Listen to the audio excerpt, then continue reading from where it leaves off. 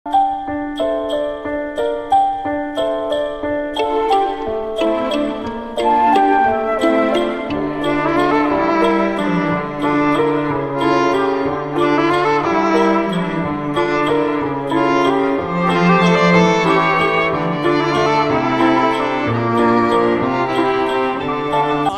இயேசு கிறிஸ்துவின் நாமத்தினாலே உங்களை வாழ்த்துகிறேன். கர்த்தருடைய பரிசுத்த நாம ஸ்தோத்திரம். மீண்டுமாக தேவ வார்த்தைக்கு நேராக உங்களை வழி நடத்துவதற்கு நான் கடமைப்பட்டிருக்கிறேன். 25வது வருட சோத்திர விழாவாக இன்றைக்கு நீங்கள் ஆண்டவர் நடத்தி வந்த பாதையிலே செய்த காரியங்களை நினைத்து ஆண்டவருக்கு நன்றி செலுத்துகிற காரியத்திற்காக நான் சோத்திரம் செலுத்தி 3 பெண்களை உங்களுக்கு முன்னதாக காண்பித்து கொடுக்க விரும்புகிறேன். 3 பேரும் சோஸ்திர பலியை செலுத்துகிறார்கள். அவர்கள் செலுத்தின காரியத்தை இயேசு கிறிஸ்துவின் நாட்களிலே நடந்த அந்த சம்பவங்களை உங்களுக்கு முன்னதாக கொண்டு வந்து அதன் மூலம் தேவன் நம்மோடு கூட பேச வேண்டிய காரியங்களை உங்களுக்கு காண்பித்து கொடுத்து விட்டு உங்கள் சிந்தனையை கொஞ்சம் தட்டிவிட்டு நான் ஓடிவிடுகிறேன். ஆழமாக அதிகமாக நான் பேச போகவில்லை. ஆனால் நான் சொல்ல போகிற காரியங்கள் நிச்சயமாக உங்கள் மனதை விட்டு அகலாது என்பதை நீங்கள் அறிந்து கொள்ளத்தக்கதாக தேவன் ஆவியானவர் கிரியை செய்வார் என்று நான் விசுவாசிக்கிறேன். 3 பெண்களை நான் உங்களுக்கு முன்னதாக வைக்க விரும்புகிறேன். இவர்கள் 3 பேரும் சோஸ்திரத்தை செலுத்துவதற்கு தான் வருகிறார்கள் என்று நான் சொல்லாவிட்டாலும் அவர்கள் செலுத்தின காணிக்கைகளை குறித்து நான் கொஞ்சம் உங்களுக்கு காண்பித்து கொடுத்தால் அது பிரயோஜனமாக இருக்கும் என்று சொல்லி அந்த 3 பேரையும் வேதாகமத்திலிருந்து நீங்கள் அறிந்த சில பாத்திரங்கள், அறியாத சில உண்மைகளை நான் உங்களோடு கூட பேச விரும்புகிறேன். முதலாவது என்னோடு கூட சேர்ந்து திருப்புங்கள். லூக்கா எழுதின சுவிசேஷம் 7வது அதிகாரம். லூக்கா எழுதின சுவிசேஷம் 7வது அதிகாரம் அங்கே 36வது வசனத்திலிருந்து 38வது வசனம் வரை நான் வாசிக்க போகிறேன். வாசிக்கலாம். பரிசேயரில் ஒருவன் தன்னுடனே போஜனம் பண்ண வேண்டும் என்று இயேசுவை வேண்டிக் கொண்டார். அவர் அந்த பரிசேயனுடைய வீட்டிலே பிரவேசித்தார். பந்தி இருந்தார். அப்பொழுது அந்த ஊரில் இருந்த பாவியாகிய ஒரு ஸ்திரீ அவர் பரிசேயருடைய பாதங்களை அவர் பரிசேயன் வீட்டிலே பந்தி இருக்கிறதை அறிந்து ஒரு பரணியில் பரிமள தைலம் கொண்டு வந்து அவருடைய பாதங்களின் அருகே பின்னாக நின்று அழுது கொண்டு அவருடைய பாதங்களை தன் கண்ணீரினால் நனைத்து தன் தலைமயிரினால் துடைத்து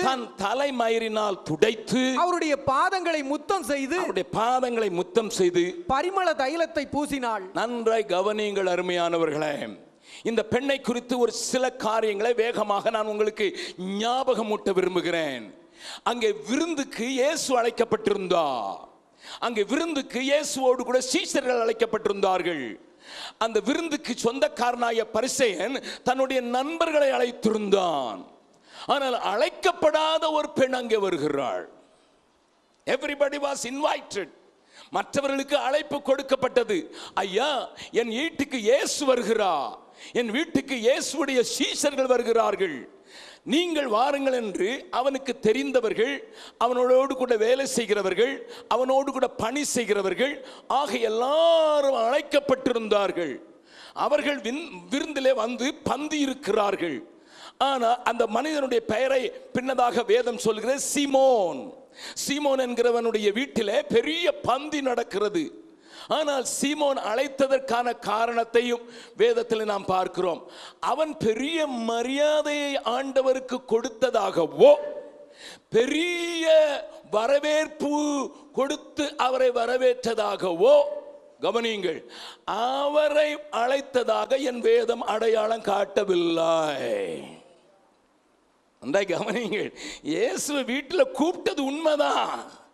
ஆனா அவன் இந்த பாவியான ஸ்திரீ அவரை தொட்ட உடனே சொல்றான், இவர் தீர்க்கதரிசின்னு நினைச்சில்லா கூட்டுட்டேன்.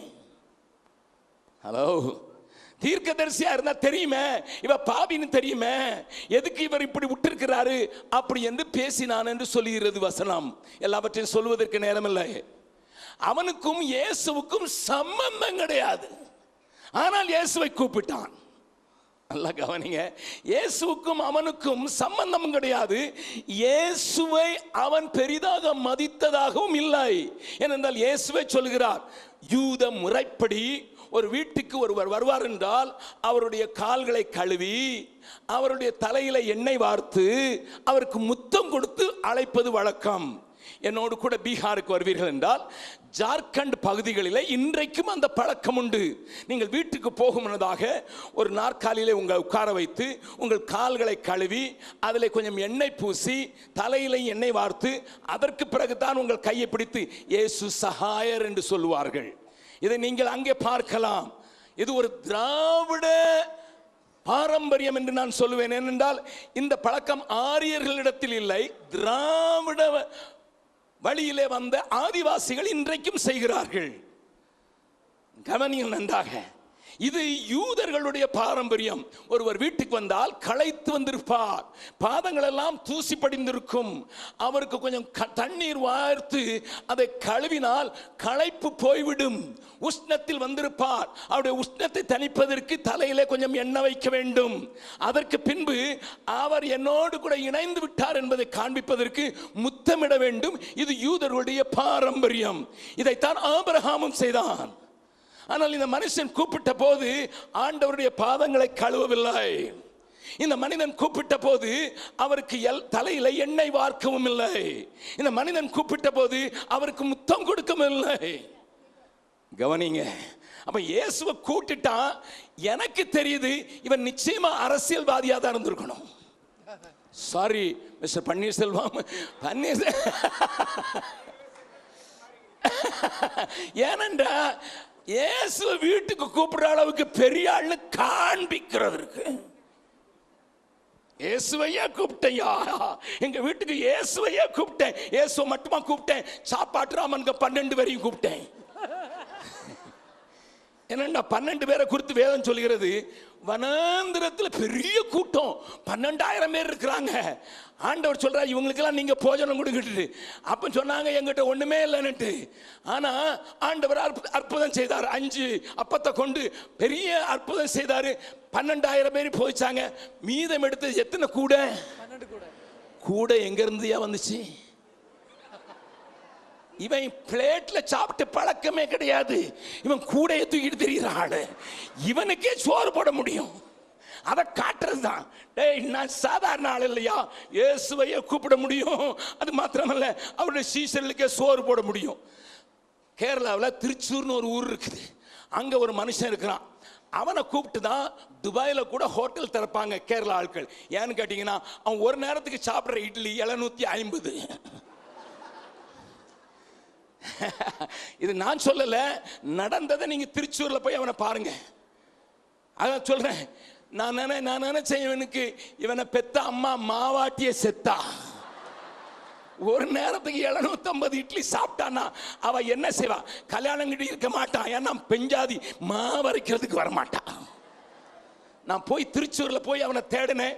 அந்த நேரம் துபாயில அபுதாபியில இன்னொரு ஹோட்டல திறக்க போயிட்டான்னு சொன்னாங்க. அப்ப நான் கேட்டேன், கல்யாணம் ஆயிட்டா? இல்லையா, பொண்ணு கிடைக்க மாட்டேங்க. எப்படி கிடைப்பா?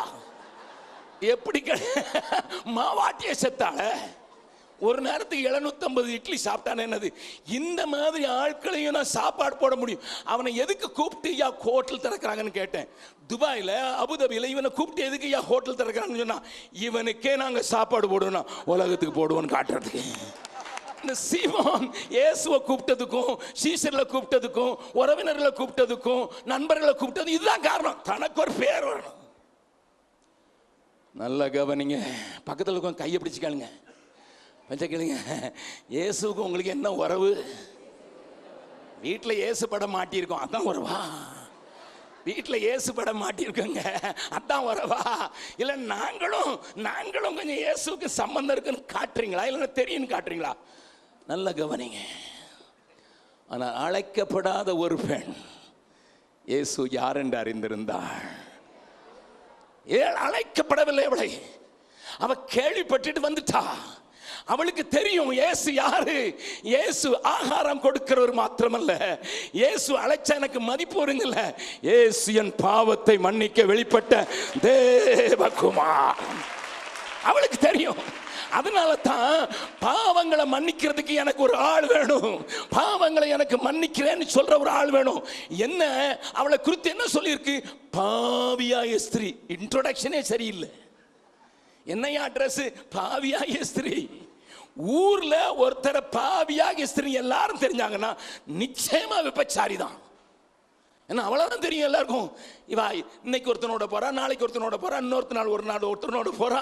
அப்ப எல்லாம் அதனால இவ பாவியாய ஸ்திரீன்னு எல்லாரும் தெரியக்கூடிய ஒரு வாழ்க்கையை வாழ்ந்தவள் நாறிப்போன வாழ்க்கை வாழ்ந்து கொண்டிருக்கிறாள். கவனியுங்கள் அருமையானவர்களே, நாரி போன வாழ்க்கை, ஆனால் நிம்மதி இல்லை.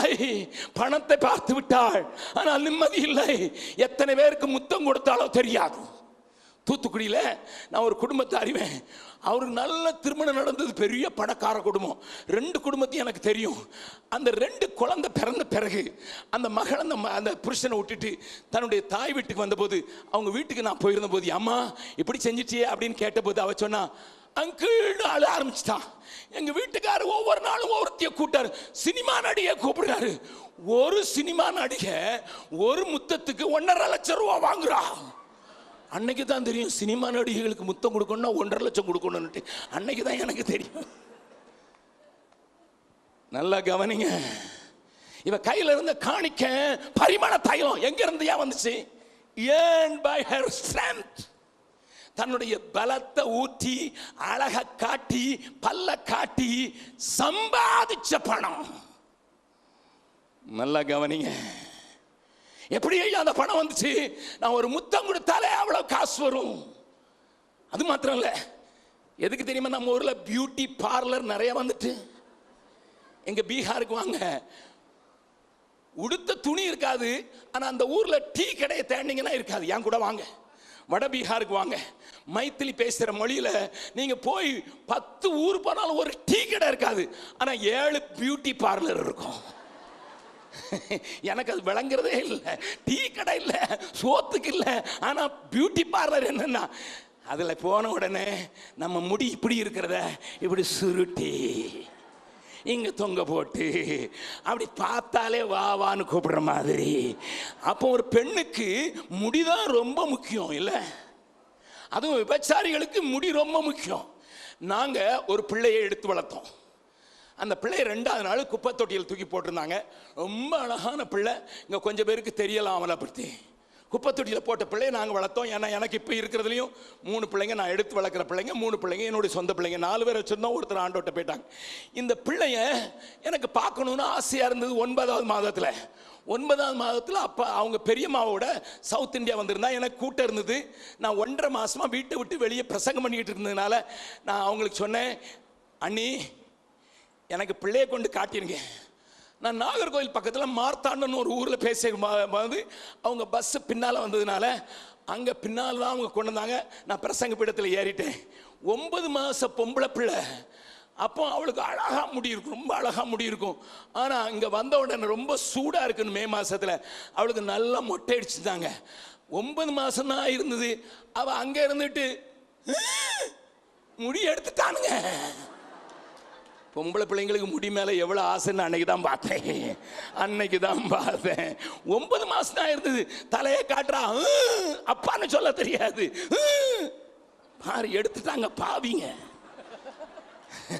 அன்னைக்கு தான் தெரியும் முடிக்கு அவ்வளோ மதிப்புன்னுட்டு. அப்போ முடிய முத்தத்தை தன்னுடைய மாம்சத்தை விற்று உண்டாக்கின பணம் அது இப்பொழுது சென்ட்டாக வெளிவந்திருக்கிறது. ஆனா இயேசுவிடத்தில் நான் போறேன், இயேசுவிடத்தை பார்க்க போறேன். என்னை யாருமே கூப்பிடல, ஆனா பாவிகளை நேசிக்கிற ஒருவர் உண்டு. பாவியான என்னையும் தம் பிள்ளையாய் மாற்றினீ. பாவியான என்னையும் உம் பிள்ளையாய் மாற்றினீ. நீ நல்லவள், சர்வ வல்லவள், உம்மை போல் வேறு தெய்வம் இல்லை. நீ வல்லவர், உம்மை போல் வேறு தெய்வம் இல்லை. கரங்களை உயர்த்தி ஹல்லேலூயா ஹல்லேலூயா ஹல்லேலூயா ஹல்லேலூயா ஹல்லேலூயா ஹல்லேலூயா ஹல்லேலூயா. மறுபடி பாட போகிறோம். இதயத்தின் ஆழத்தில் சொல்ல போறீங்க. இயேசுவை நான் தேடி வந்தது ஆசீர்வாதத்துக்கு அல்ல. இயேசுவை தேடி வந்தது வைத்த வலிக்கும் முட்டு வலிக்கும் அல்ல. இயேசுவை தேடி வந்தது ஏதாவது சமுதாய உதவி செய்யறதுக்கு அல்ல. இயேசுவை தேடி வந்து பாவியான என்னையும் உம் பிள்ளையாய் மாற்றினீ. பாவியான என்னையும் உம் பிள்ளையாய் மாற்றினீ. நீ நல்லவர், சர்வ வல்லவர், உம்மை போல் வேறு தெய்வம் இல்லை. நீ நல்லவர், சர்வ வல்லவர், உம்மை போல் வேறு தெய்வம் இல்லை. ஹல்லேலூயா ஹல்லேலூயா ஹல்லேலூயா ஹல்லேலூயா ஹல்லேலூயா ஹல்லேலூயா. நல்லா கவனிக்க. என் மாமிசம் சம்பாதிச்சிச்சு, என் கள்ள முத்தம் சம்பாதிச்சது, என் கள்ள உறவு சம்பாதிச்சது, என்னுடைய கள்ள அலங்காரம் சம்பாதிச்சிட்டு இயேசுட்ட வந்துட்டேன்.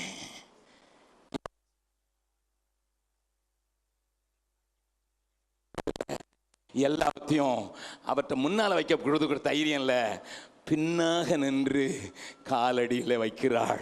ஏனண்டா இனிமே உம்மை பார்த்த பிறகு இந்த பாவ வாழ்க்கைக்கு நான் திரும்ப போக முடியாது. பாவம் செய்யறதுக்கு என் சம்பாத்தியத்தை உபயோகப்படுத்த முடியாது. அல்லையா, என் வீடு மேலே இருக்கையா. அல்லூயா, என் வீடு மேலே இருக்குது.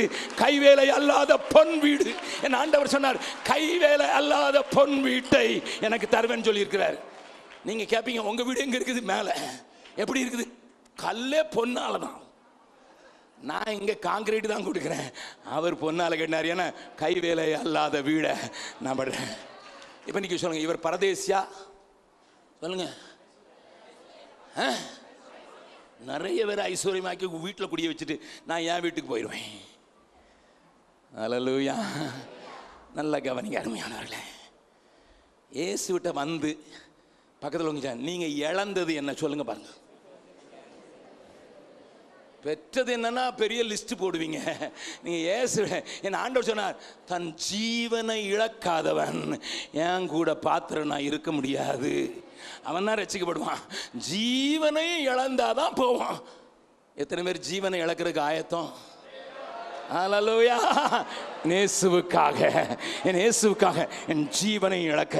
அப்போ பொருள் மேலே பிடித்தில்ல, உலகத்தின் மேலே பிடித்தல. ஏனண்டா நான் போகிற தேசம் உன்னத தேசம், உயர்ந்த தேசம், ஒளிமயமான தேசம். அல்லேலூயா. ஒளிமயமான தேசத்தை எனக்கு வாக்கு கொடுத்துருக்காரு, வந்து கூட்டிட்டு போவேன் இருக்காரு. அல்லேலூயா. போன வாரம் இவர் வீட்டில் இருந்தேன்.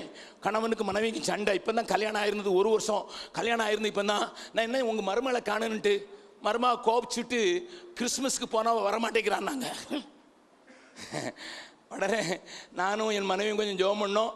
அந்த வீட்டாரோட கொஞ்சம் பேசும்போது அவங்க கேட்டேன், எதுக்குன்னு. மகன் வந்து கூட்டிகிட்டு வந்தாதான் வருவாளாம்.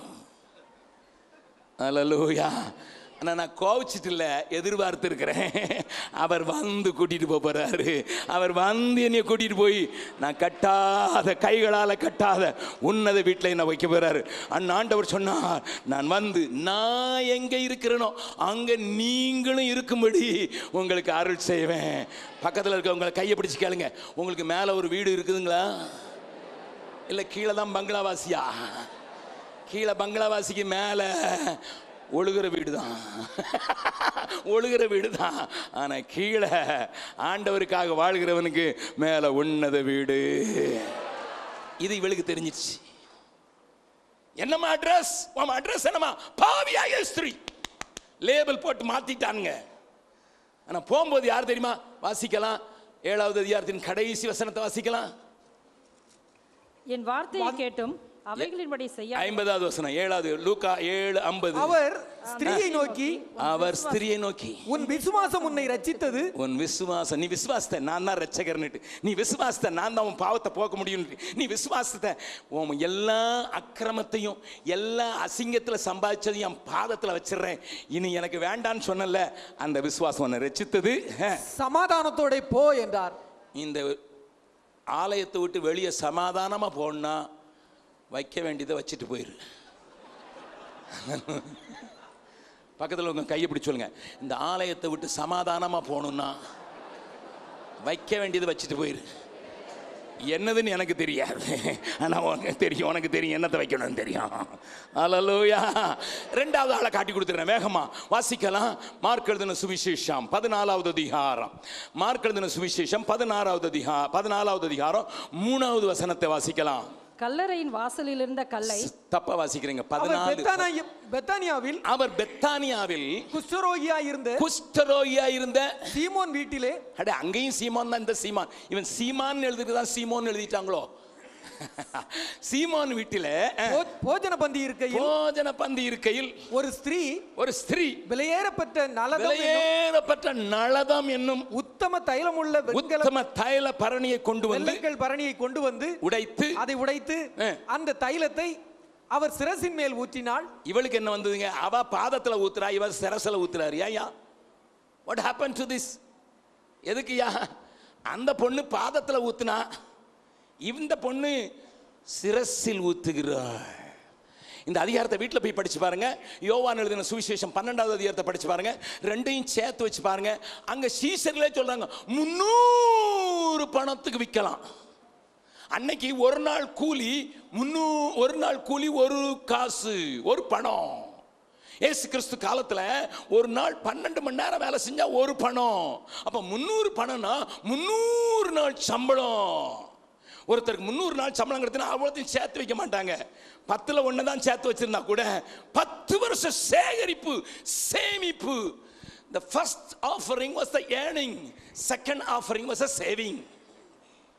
இது சேர்த்து வச்சது, இது சேகரிச்சு வச்சது, இது மிச்சம் கழிச்சு வச்சது, எதிர்காலத்துக்காக வச்சது. அந்த சேமிப்பை தூக்கி ஆண்டவரே உங்க தலையில எல்லாம் ஊத்திடுறேன். இதுக்கு எதுக்குமா வீணா செலவழிக்க, தருத்திரனுக்கு கொடுக்கணும்.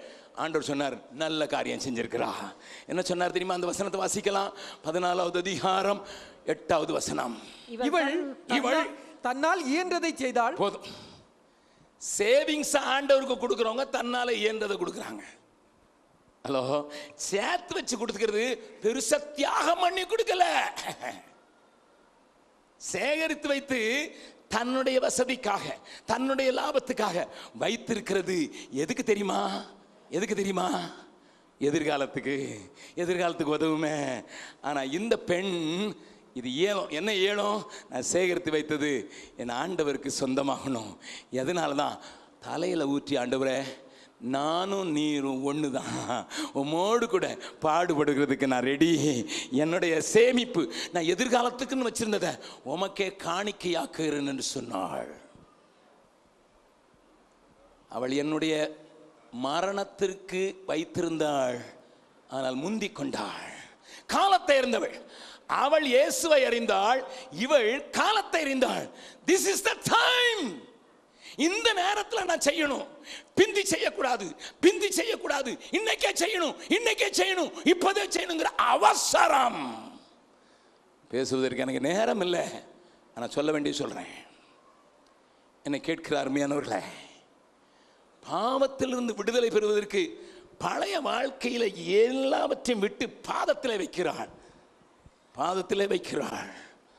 ஆனால் சேமித்து வைத்ததை கிரீடமாக்குகிறாள் என் ஆண்டவருக்கு. கரங்களை தட்டி ஆண்டவரை மகிமைப்படுத்தலாமா? என் சத்திய வேதம் சொல்கிறது, ஆசாரியுடைய தலையின் மேல் அபிஷேக தைலம் கிரீடமாயிருக்கிறதே. She crowned Jesus. ஆங்கிலத்தில் ஒரு அழகான பாட்டு உண்டு, we crown him, crown him, crown him. ஏன் கம்ஃபர்ட்டை இழந்து இவர் கம்பெனியில் வேலை செய்து வேலையை விடும்போது இவருக்கு 2 பொம்பளை பிள்ளைங்க. அல்லேலூயா. அவர் வேலை செய்த கம்பெனி இல்லை வேலைக்கு சேரணும்னுட்டு சிலர் லஞ்சம் கொடுத்து ட்ரை பண்ணாங்க. இந்த பைத்தியக்காரன் அதை விட்டுட்டு வராரு. ஹலோ, எப்படியாவது வேலை கிடைக்குமா சார், எப்படியாவது சொல்லுங்க சார், உள்ள கொஞ்சம் காசு உங்களுக்கு தந்துடுறேன், உள்ள போயிடுறேன் சார் அப்படின்னு சொல்லி காசு கொடுத்து உள்ள போறதுக்கு ரெடியா இருக்கான். இவர் காசை விட்டுட்டு வெளியே வராரு. உலகம் பைத்தியம் தான் சொல்லும், உலகம் வேஸ்ட்ன்னு தான் சொல்லும், உலகம் தந்து இது எதுக்கு எதுக்கு வேஸ்ட். சீசன் கூட சொல்லுவாங்க, கூட இருக்கிற சீசன் கூட இது வேஸ்ட், இது வேஸ்ட். நல்லா கவனிங்க, நல்லா கவனிங்க. அது அது தமிழ் பாட்டில் பாமாலையில் ஒரு பாட்டு உண்டு, நீர் வாழ்க நீர் வாழ்கன்னு சொல்லுவாங்க. ஆனால் இது ஆங்கிலத்தில் crown him, crown him Lord of all அந்த பாட்டு முடியும். அதைத்தான் பின்னதாக மொழிபெயர்த்து விட்டார்கள்.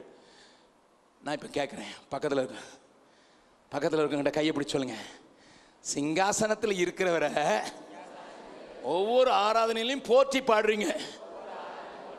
சிங்காசனத்தில் இருக்கிறவருக்கு அவருக்கு பரிசாக அவருடைய தலையை அலங்கரித்தது உண்டோ? Hello, how do you crown him? How do you crown him? அவருக்கு முகுடம் சூட்டி மகிழ்ந்தது உண்டோ? நான் எல்லாத்தையும் பேசுறதுக்கு நேரம் இல்லை. அந்த முகுடத்தை கொண்டு வந்தா அங்க 24 மூப்பரு பணிந்து கொள்ளும்போது தலையில் இருக்கிற கிரவுனை தூக்கி முன்னால போட்டுடுறான். எனக்கு கிரவுன் வேண்டாம் ஆண்டவரே, உமக்கு கிரவுன் வேணும். ஹலோ, இன்னைக்கு கிடைக்காதவங்கெல்லாம் டாக்டர் பட்டம் போட்டுக்கிடுவாங்க, கிடைக்காதவங்கெல்லாம் ரைட்டு லெஃப்ட் எல்லாம் போடுவாங்க. இவனே கிரவுனை தூக்கி மாட்டிக்குவான். ஆனால் உண்மையாய் அர்ப்பணித்தவன் இந்த ஆளை மாதிரி தூக்கி போட்டுட்டு வேலையை போட்டுட்டு பொம்பளை பிள்ளை இருந்தான கத்தருக்கு நான் எனக்கு லாபமாக இருக்கிறவைகளை, எனக்கு கம்ஃபர்ட் கொடுக்கிறவர்களை, என்னுடைய எதிர்காலத்துக்கு உதவுகிறவர்களை அவருக்கே காணிக்கையாக்கி அவருடைய தலையை அலங்கரிக்கிறேன் என்று சொல்லுவான். நம்புறவங்க மாத்திரம் கரங்களை தட்டி ஒரு அல்லேலூயா சொல்லலாமா? நல்லா கவனிங்க, நல்லா கவனிங்க. The second person, he is willing to lose the comfort to crown him.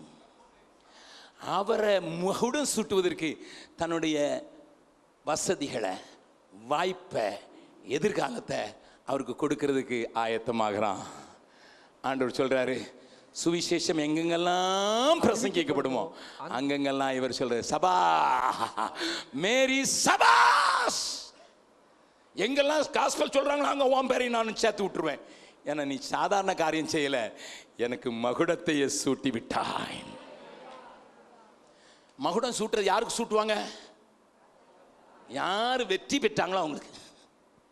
அப்ப இவ என்ன சொல்றா, நீர் பாவத்துக்கு மரிக்கிறது மாத்திரம் இல்ல, பாவத்தின் மேல் வெற்றி சிறந்தவர், மரணத்தின் மேல் வெற்றி சிறக்கிறவர். ஆகினால இப்ப முதல்ல அட்வான்ஸா கொடுத்துறேன். யாருக்கு கிரவுன் வைப்பாங்க? உங்க ஊர்ல பொண்ணுக்கு மாட்டி விடுவாங்க. அது கிரவுன் கிடையாது. பொண்ணா இருக்கிற அடுத்த நிமிஷமே கழட்டிட்டு போயிடுவா பியூட்டி பார்லர் காரி. அங்க அங்க கிரீடம் போட்ட மாதிரி தான் பொண்ணு போட்டோவுக்கு மட்டும்தான், அதுக்கு பிறகு போயிடும். ஆனா கிரவுன் யாரு கொடுப்பாங்க? ஆதி நாட்கள்ல யாருக்கு தெரியுமா? ஜெயித்தவனுக்கு, ஜெயித்தவனுக்கு கிரவுன் மாட்டி விடுவாங்க. மரணத்தை ஜெயித்தவர், பாவத்தின் மேல் அதிகாரியை ஜெயித்தவர், பிசாசை ஜெயித்தவர். Jesus, you are a victor. அது ரட்சிக்கப்பட்டவனுக்கு தெரியும். இவன் ஆண்டவர் அறிஞ்சிருந்தா, வசனம் கேட்டிருந்தா அவளுக்கு தெரியும், என் ஆண்டவர் வெற்றி சிறந்தவர். அதனால நான் பாதத்தில் ஊற்ற மாட்டேன். எங்க ஊத்துவேன்? தலையில ஊத்துவேன். கவனிங்க. இப்போ இவ சேவிங்ஸ், அவ ஏர்னிங்ஸை கொடுத்தா, இவ சேவிங்ஸை கொடுத்தா. இன்னொரு ஆளை பார்த்துட்டு முடிச்சிடலாம், வேகமாக முடிச்சிடுறேன். லூக்கா எழுதின சுவிசேஷம் 21வது அதிகாரம் 1வது வசனத்திலிருந்து வாசிங்க. அவர் கண்ணேறிட்டு பார்த்தபோது ஐஸ்வர்யவான்கள் காணிக்கை பெட்டியிலே தங்கள் காணிக்கைகளை போடுகிறதை கண்டார். ஒரு ஏழை விதவை அதிலே 2 காசை போடுகிறதையும் கண்டு, அவர் 2 காசை போடுகிறதை கண்டு, இந்த ஏழை விதவை மற்ற எல்லாரை பார்க்கிலும் அதிகமாக போட்டாள் என்று மெய்யாகவே உங்களுக்கு சொல்லுகிறேன். 4 வசனம் வாசிக்கலாம். அவர்கள் எல்லோரும் தங்கள் பரிபூரணத்தில் இருந்து எடுத்து தேவனுக்கு என்று காணிக்கை போட்டார்கள். தேவனுக்கு தான் கொடுத்தாங்க, ஆனா பரிபூரணத்தில் இருந்து கொடுத்தாங்க. இவளோ தன் வறுமையில் இருந்து தன் ஜீவனத்துக்கு உண்டாயிருந்ததெல்லாம் போட்டு விட்டாள் என்றார். கவனிங்க, முதல் ஆளு தன் சம்பாத்தியத்தை தப்பான வழியில சம்பாத்தியத்தை வச்சிருந்தத இனி அது செய்ய மாட்டேன்னு சொல்லி சரண்டர் பண்ணா. 2வது ஆளு நான் சேர்த்து வச்சிருந்ததை அவருக்கு மகுடமாக்குவேன் ஏனென்றால் இவர் விக்டர் என்று சொன்னா. 3வது ஆளு காணிக்க கொடுக்கிறா. எதை போட்டுட்டா? ஜீவனையே போட்டுட்டா. தன் ஜீவனையே போட்டுட்டா. ஆண்டவர் சொல்றாரு, எல்லாரை காட்டிலும் இவ தான் அதிகம் போட்டவா. நான் ஒரே ஒரு கேள்வி கேட்டு முடிக்கிறேன். வில்லியம் ஆல்ட் என்கிற ஒரு மனிதனை குறித்து சொல்லிவிட்டு முடிக்கிறேன். அவர் ஒரு மெத்தடிஸ்ட் பிரீச்சர். 25 வயசுல லண்டன்ல ஒரு ஃபேமஸ் பிரீச்சர் வில்லியம் ஆல்ட். அவர் ஒரு நாள் இலங்கையில் இயேசுவை அறிவிக்கிறதுக்கு ஆள் இல்லைன்னு யாரோ சொன்னதை கேட்டாரு. இலங்கை சின்ன தீவு இன்னைக்கும். அவருக்கு சொன்னாங்க இயேசுவை அறிவிக்கிறதுக்கு யாரும் இல்லை. உடனே வில்லியம் ஆல்ட் சொன்னாரு, நான் போறேன். மிஷனரி சங்கத்துக்கு எழுதினாரு, ஐயா என்னை அனுப்புங்க, நான் இலங்கைக்கு போறேன். ஐயா நீ ஃபேமஸ் பிரீச்சர், லண்டன்ல எல்லா சபையிலும் நீ கூப்பிடுறாங்கப்பா, நீ famous preacher. No, I want to go to the unreached area. அறியப்படாத பகுதிகளுக்கு இயேசுவை அறிவிக்க போறேன். மிஷனரி சங்கம் சொல்லிச்சு, 6 பேர் ரெடியா இருக்காங்க, நீ 7வது ஆள், ஆனா தனியா அனுப்ப முடியாது, கல்யாணம் கட்டிட்டு வா. அவர் சொன்னாரு, கல்யாணம் கட்டுறதுக்கு பொண்ணு பார்க்கணுமே. நான் இறங்கும்போது பாஸ்டர் வின்சனுடைய மகனை கேட்டேன், என்னப்பா உங்க அம்மா டேட் எல்லாம் என்கிட்ட வாங்கிட்டாங்க, கல்யாணத்தை நடத்துறதுக்கு பொண்ணு பார்த்தாச்சா? பார்த்துக்கிட்டே இருக்காங்கன்னு. டேட் வாங்கிட்டாங்கனால சீக்கிரமா பொண்ணு பார்க்கணும். அந்த மாதிரி இவர் தேடி ஒரு பொண்ணை கண்டுபிடிச்சாரு. அவட்ட பேசினாரு, அவளும் ஒப்பு கொடுத்தா, இலங்கைக்கு போறதுக்கு ஒப்பு கொடுத்தா. 2 பேரும் கடிதத்தில் அவர் இலங்கையை பற்றிலாம் சொன்னாரு. இந்த ட்ரெஸ் போடணும், நீ கம்பளிலாம் போட முடியாது, மெல்லிய ட்ரெஸ் போடணும், அப்படிலாம் எழுதி கல்யாணம் முடிஞ்சது. அதுக்குள்ள மிஷனரி சங்கம் சொல்லிச்சு, இன்னும் 5 நாள்ல கப்பல் புறப்படுது, நீ இந்த 6 பேருக்கு கூட போடணும், நீ வரணும். கல்யாணம் 5 நாள் தான் இருக்கு. மனைவி கையால சாப்பிடலையா, எல்லாம் மாமனார் வீட்டில் தான் சாப்பிட்டுருக்கேன். போகணும்னா இப்போ போய், இல்லைன்னா 2 வருஷம். அவர் என்ன சொன்னா தெரியுமா? வர்றேன். 5th day of his marriage. அன்னைக்கு கப்பல்ல இன்ஜின் கிடையாது, காத்துல போற கப்பல், காற்றுல போற பாய்மர கப்பல் தான்.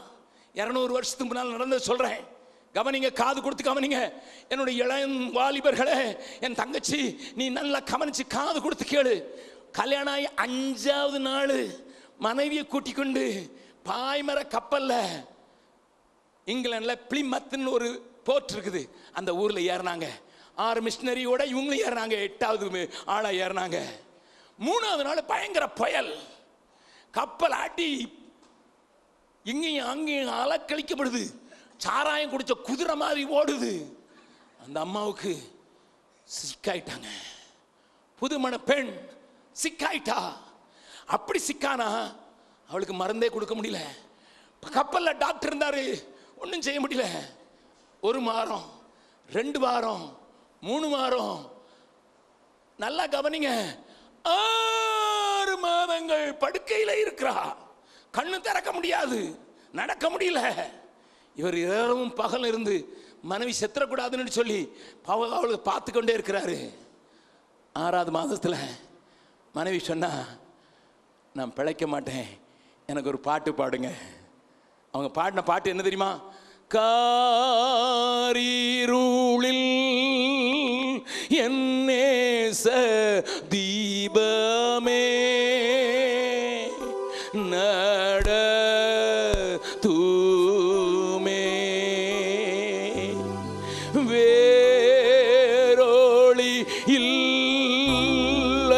வீடும் தூரமே நட தூமே. இந்த பாடல் முழுசும் நான் பாடுறதுக்கு நேரம் இல்லை. இந்த பாடலை அவர் ஆர்கன்ல உட்கார்ந்து பாட அந்த அம்மா படுக்கையிலே பாடிச்சு கூட பாட்டு முடியும் போது அம்மா உயிர் போயிடுச்சு. நடு கடல்ல இருக்குது கப்பல்.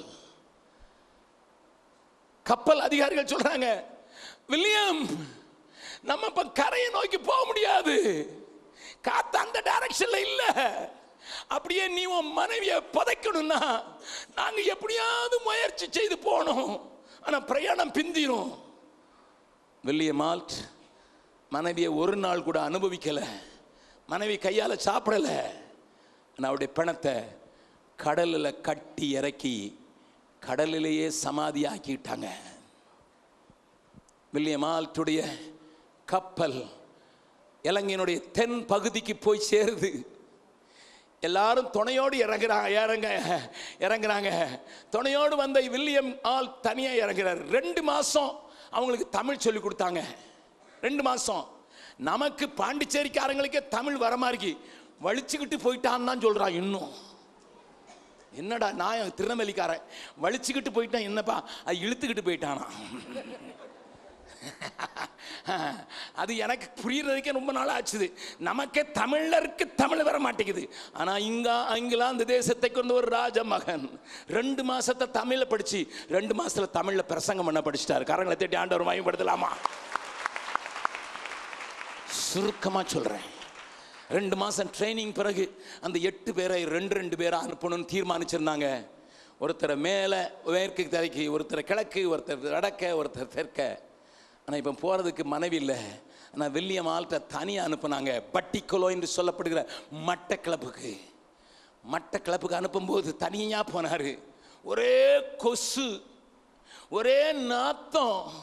அவங்களுக்கு வேற ஆகாரம் கிடையாது. மீனை கடல்ல பிடிப்பாங்க, சுடுவாங்க, சாப்பிடுவாங்க. பனைமரம், அந்த பனை இலையில அவங்க காய போட்டு அதை கொளுத்துவாங்க.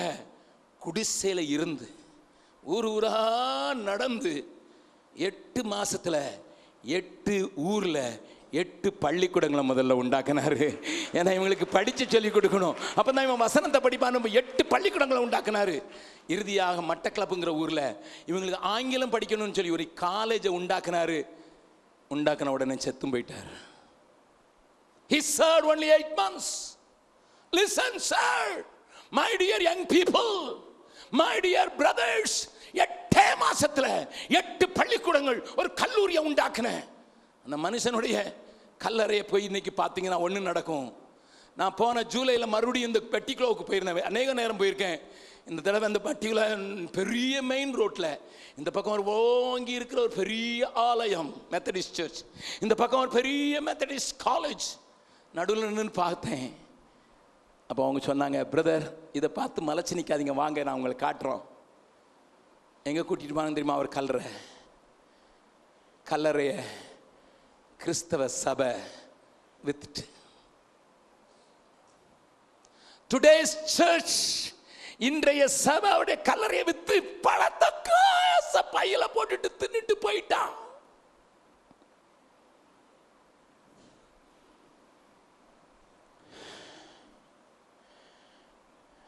இங்க ஒரு மனுஷன் உண்டு, தன் ஜீவனத்துக்குண்டான எல்லாவற்றையும் போட்டுட்டான். இன்னைக்கு பெரிய கல்லூரிகளும் பெரிய ஆலயமும் எழும்பி நிற்கிறது. அங்கே மாத்திரமல்ல, முழு இலங்கையிலையும் ஏராளமான பெரிய சபைகள் எழும்பி இருக்கிறது நான் கண்டு ஆண்டவருக்கு நன்றி செலுத்துகிறேன். நான் அடிக்கடி பாடுகிற ஒரு பாடல், என்னை உமக்கு தந்தேன் இயேசு நாயகா, இனி நான் அல்ல நீரே இயேசு நாயகா, இயேசு நாயகா, இயேசு நாயகா, இனி நான்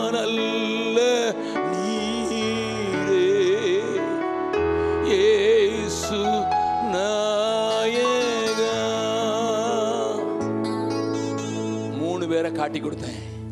25 வருஷம் சோஸ்திர ஆராதனையாக சோஸ்திர பலி செலுத்த வந்திருக்கிற ஒரு கூட்டத்தோடு பேசி கொண்டிருக்கிறேன்.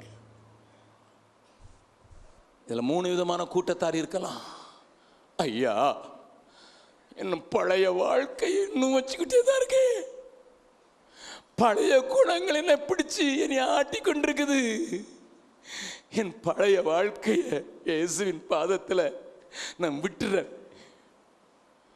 2வது கூட்டம், கொஞ்சம் சேர்த்து வச்சிருக்கேன், பின்னால உனக்கு சேர்த்து வச்சிருக்கேன்.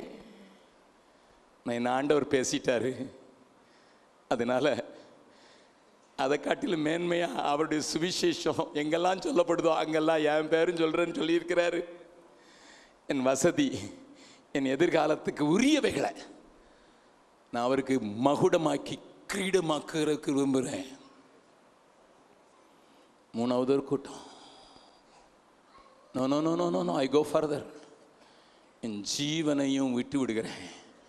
நான் ஒரு பாடல் எழுதினேன், என் ஜீவனானாலும் சாவானாலும் பின்பற்றுவேன்.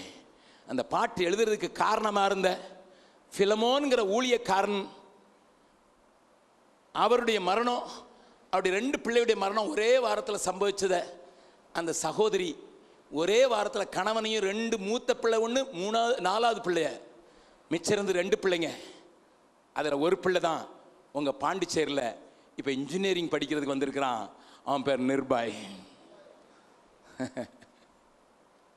அந்த சகோதரி என்கிட்ட வந்து சொன்னா, என் கணவன் சாகும்போது சொன்னான், மார்ச் மாதம் சொல்லிட்டான், நவம்பர் மாதம் 21ஆம் தேதி நான் ஆண்டவர்கிட்ட போயிடுவேன், உத்தமமாயிரு, உனக்கு கணவன் இருக்க மாட்டாரு.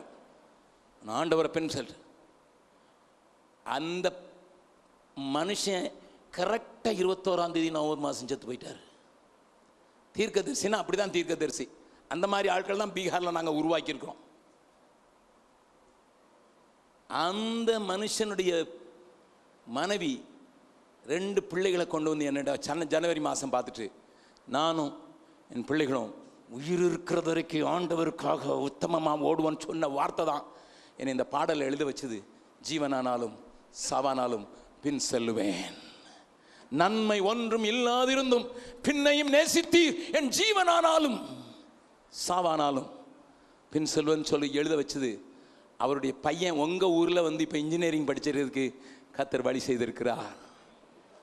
என்னை கேட்கிறவர்களே, இன்றைக்கி சிலரை பார்த்து ஆண்டவர் கேட்குறார், ஜீவனை எனக்காக, என் ராஜ்யத்தை பரப்புறதுக்காக, அந்த ஏழை விதவை ஜீவனுக்கு உண்டானதெல்லாம் போட்டு உன் ஜீவனை போடுறதுக்கு நீ ஆயத்தமா?